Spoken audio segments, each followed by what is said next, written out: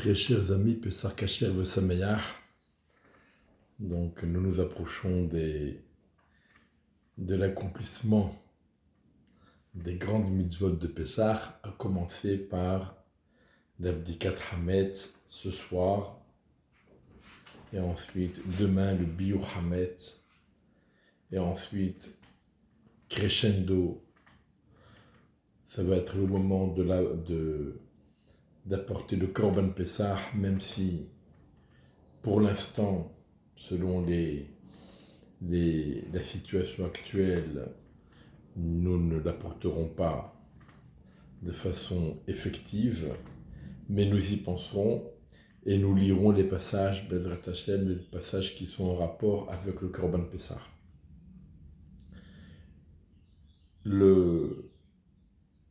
Tout le monde est occupé, bien sûr, mais un petit Dvar Torah sur Pessah et sur la Haggadah.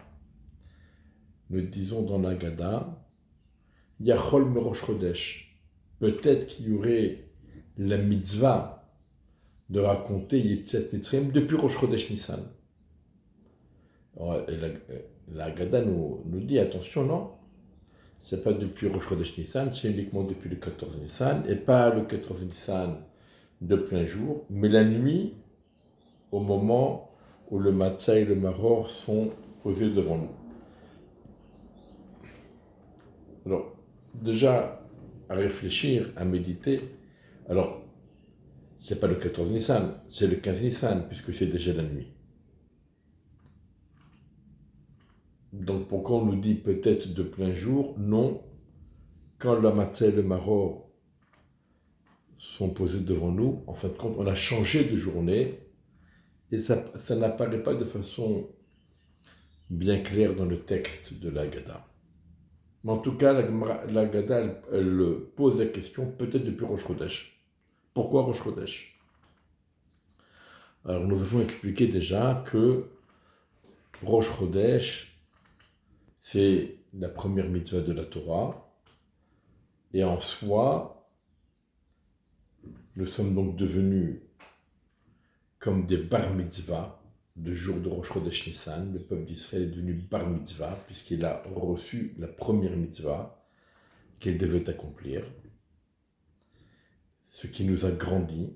Mais cette mitzvah qui nous met au-dessus du temps, eh bien, nous apporte une certaine Géoula, un niveau de Géoula.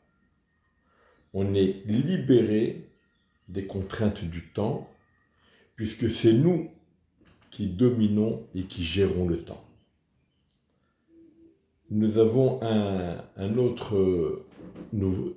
il y a une autre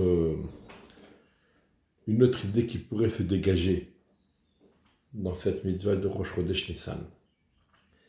Effectivement, nous remarquons que contrairement à d'autres religions, tous les juifs du monde entier, de toutes les obédiences, fêtent Pessah en même temps.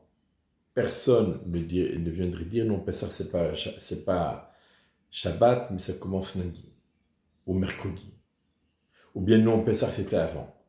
Non, tout le monde est d'accord sur les dates, sur le calendrier des fêtes, sur le calendrier de Rosh Chodesh. Le calendrier juif, c'est probablement la seule mitzvah, disons, où il y a l'unanimité la plus totale.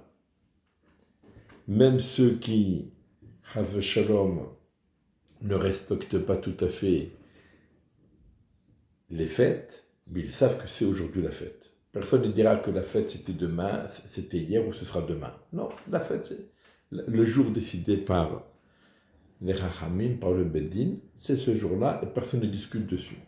Non pas qu'il n'y ait pas de quoi discuter, nous, juifs, nous sommes les pros de la discussion et de la marloquette, mais pour ce qui est du calendrier, il n'y a pas de marloquette.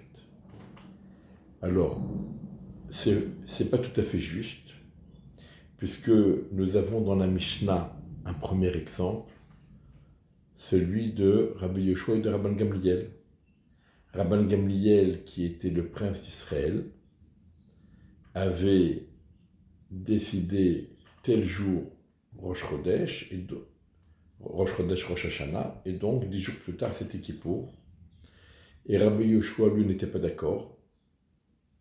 Et Rabban Gamliel lui a dit, tu vas venir te présenter devant moi le jour où, selon ton calcul à toi, c'est Kippour. Et tu te présenteras à moi, tu viens en voiture, tu viens avec ton téléphone, tu viens avec ton casse-croûte et tu vas manger l'apéro chez moi.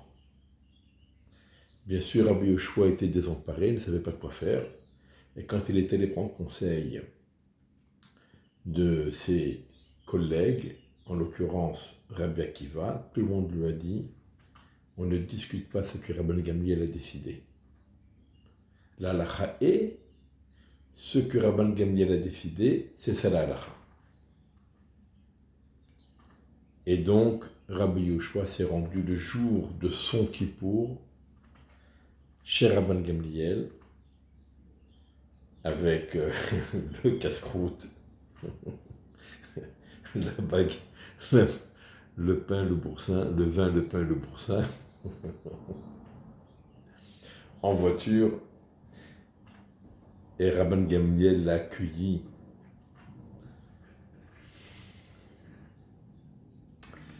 avec beaucoup d'émotion.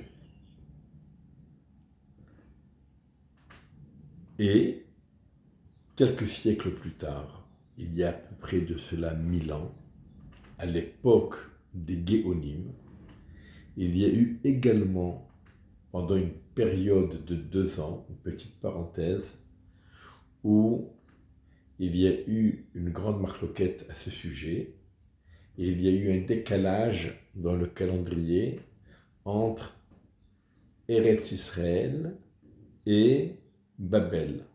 À cette époque-là, le Babel était encore un haut lieu du judaïsme et de l'étude de la Torah. Cette marloquette et ce décalage ont duré à peu près 2 ans, jusqu'à ce que Rabbeinu Saadia Gaon ait rétabli l'unité, l'union dans le calendrier. Donc même sur ça, il y a de quoi discuter, il y a de quoi ne pas être d'accord. Mais le miracle est que, hormis ces 2 épisodes, il n'y a jamais eu de marloquette sur le calendrier et sur les fêtes. En fait, il n'y a eu qu'un seul épisode, puisque Rabbi Yoshua s'était soumis à la décision de Rabban Gamliel, immédiatement. Mais qu'est-ce que ça veut nous dire? Ça veut dire que la Géoula de son caractère,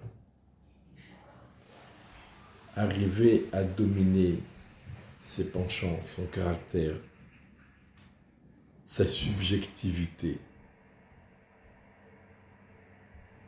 c'est ça qui apparaît dans le calendrier juif, dans notre calendrier que tout le monde suit sans discuter. Parce qu'on ne se laisse pas aller à notre subjectivité, mais on accepte la hiérarchie des Chachamim qui ont établi le calendrier de façon unique pour tous. C'est ça qui est extraordinaire, mais c'est aussi un début de Géoula, la Géoula de soi-même. Voilà, c'est ce que nous devons se souhaiter pour nous tous. Et grâce à cette première Géoula, nous aurons le Shalom, nous aurons l'union, et nous aurons toutes les autres Géoulottes qui nous attendent. Mais c'est pour cela qu'on aurait pu penser que Pessah commence à Rosh Chodesh. Parce que le premier pas de la Géoula a eu lieu Rosh Chodesh. Quand nous avons tous accepté le calendrier telle qu'elle était fixée par les Chachamim. Vehi she'amda lanu ve'la'avotenu. Et c'est ça qui nous a permis de nous maintenir, c'est ça qui nous a soutenus durant toutes les exils que le peuple d'Israël a vécu, c'est cette union, ce dépassement de soi qui permet cette union. Encore un tout petit mot. La Haggadah nous parle des 4 enfants. On a l'habitude de dire, il y en a un 5e, c'est celui qui n'est pas là, celui dont la Haggadah ne parle pas. Eh bien, permettez-moi de vous dire que je ne suis pas d'accord. La Haggadah parle de tous les enfants d'Israël. Les 4 enfants cités, ce ne sont pas 4 enfants, un comme ci, un comme ça. Ce sont 4 composantes du même enfant. Et selon le pourcentage de la composante, on aura des enfants qui vont être différents de leur caractère, dans leur présence, dans leur implication, etc. L'enfant qui n'est pas présent, il n'est pas absent. Parce que l'enfant qui n'est pas présent, il est dans nos cœurs et on pense à lui. Il est présent. Il faut simplement l'aider à changer le dosage pour qu'on puisse le voir. Voilà, souhaitons que cette fête nous réunisse tous, grands et petits. Be'ezrat Hashem, Pesach Kasher V'Sameach, Shabbat Shalom.